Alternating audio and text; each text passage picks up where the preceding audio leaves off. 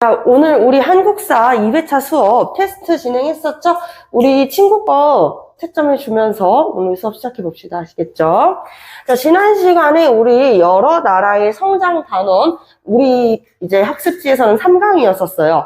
3강의 내용으로 테스트 먼저 진행한다 그랬었는데, 제일 먼저 어디야?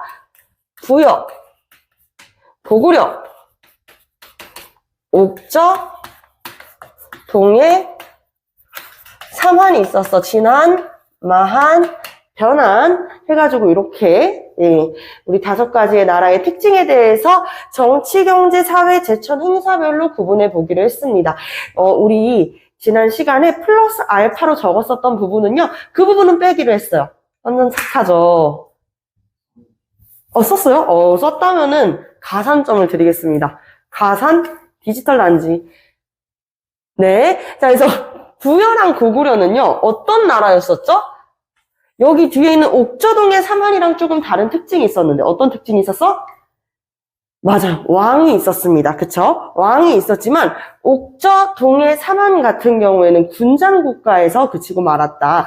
강력한, 특히 옥저랑 동해, 그리고 부여도 마찬가지로 왕의 힘이 강한 중앙 집권체제의 국가로 성장하지는 못했다라는 특징. 하지만, 삼한에 있는 진한, 마한, 변한 중, 이 진한은 뭐가 됐어요? 훗날에?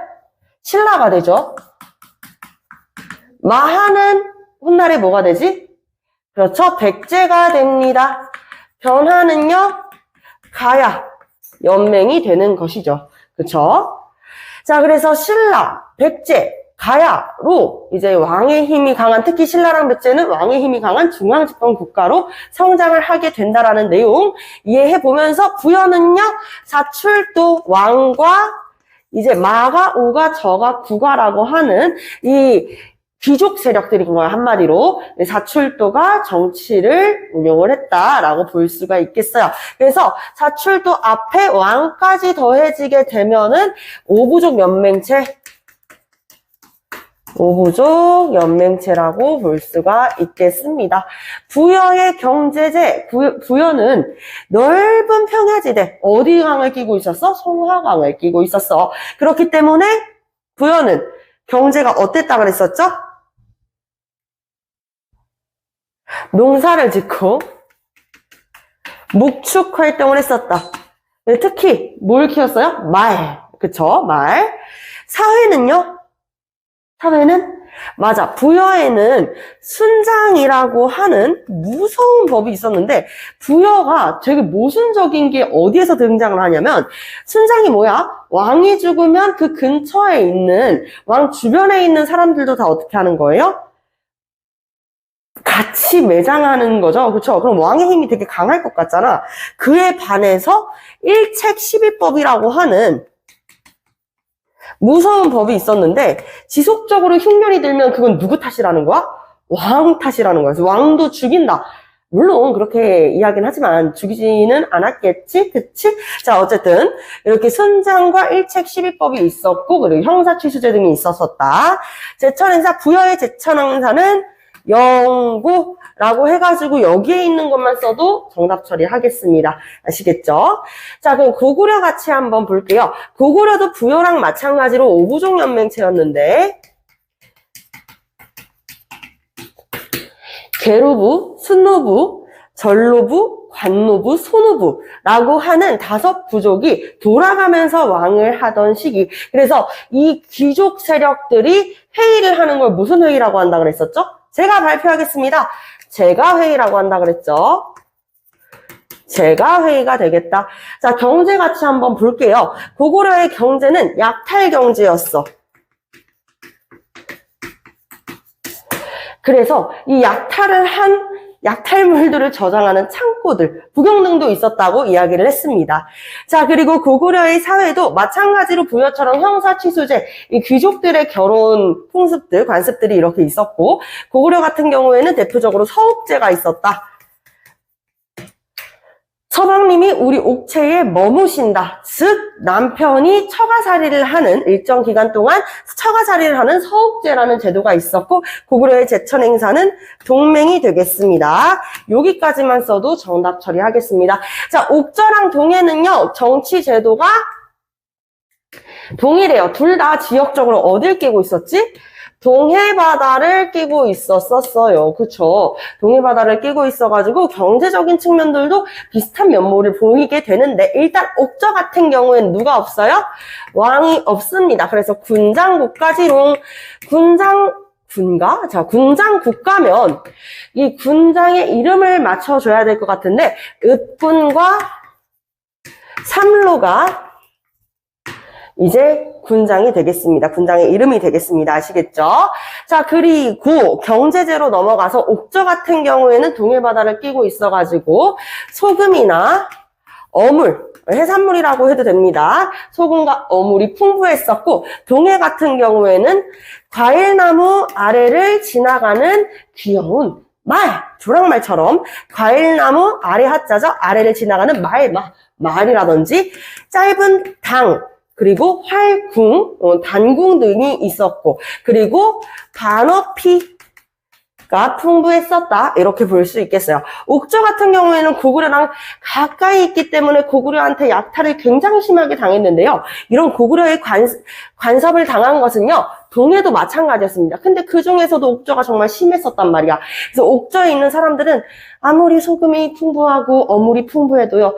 아이고 못 살 수밖에 없었어요. 그래서 어떻게든 집안에 있는 사람의 입을 하나라도 줄이기 위해서 어떻게 했었다? 이른 나이부터 결혼을 시키는 그치 민며느리 제도. 민며느리제가 있었고 자 그리고 또 뭐도 있었어요? 가족 공동묘까지 이야기를 해보도록 하겠습니다. 옥저의 제천 행사는 재현아 옥저의 제천 행사는 이것만 외웠다면 그렇지 없어요. 없어요.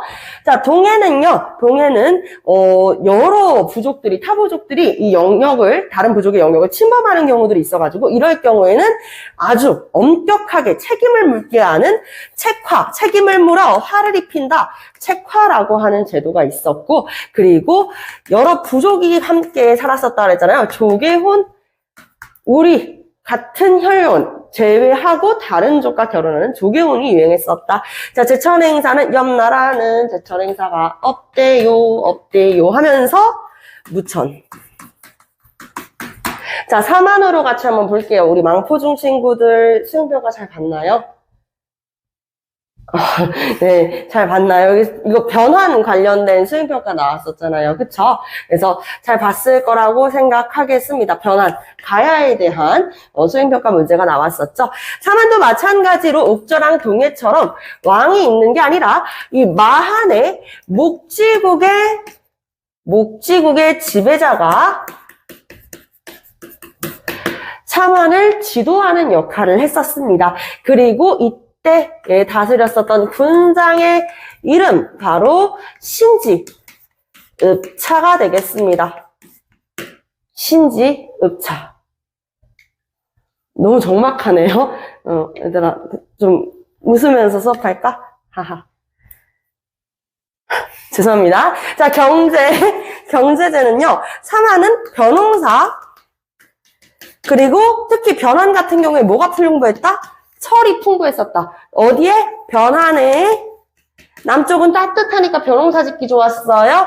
자, 그리고 사회 제도는요. 재정 불일치 사회. 재정 불일치가 뭐였죠, 선생님? 제사와 정치를 하는 사람이 같다 같지 않다? 아닐부. 일치하지 않는다라는 이야기입니다. 그러면 자, 정치하는 사람은 신지와 읍차야. 제사 지내는 사람은 누구야? 제사장은 천군이야. 천군이고 이 천군이 다스리는 신성 지역을 우리가 뭐라 그래요? 소도라고 해요. 이해됐죠? 자, 사만 같은 경우에는 제천 행사가 몇 번 있었다? 2번 있었다. 5월에 한 번, 10월에 한 번, 계절제 2번 있었다. 한마디로 씨 뿌릴 때, 그리고 거둘 때 이렇게 2번 있었다라고 볼 수가 있겠죠? 자, 그래서 틀린 개수 채점을 해줘가지고 5개 이상 틀릴 시 우리 제 시험 보고 하원하도록 하겠습니다. 혹시라도 애매한 부분이 있으면 선생님한테 질문해 주시고요. 너 채점 한 다음에 틀린 개수 앞에다가 써주세요. 잠깐.